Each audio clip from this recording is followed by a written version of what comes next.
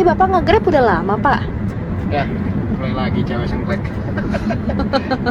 Ya, saya mau Bu buat ngisi-ngisi waktu luang aja nyari tambah-tambahan gitu kalau libur kerja.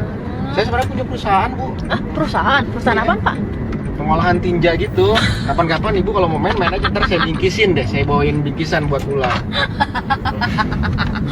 Wah, pengelola tinja bingkisannya apa? Ya tinja makin nanya, masa saya bingkisin madu.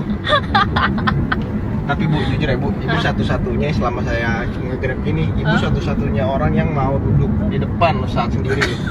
Padahal ya, rata-rata tuh kalau dia sendiri, apalagi cewek, Bu pasti duduknya di tengah gitu. Ibu mau di depan tuh saya gimana ya? Ibu suka sama saya ya?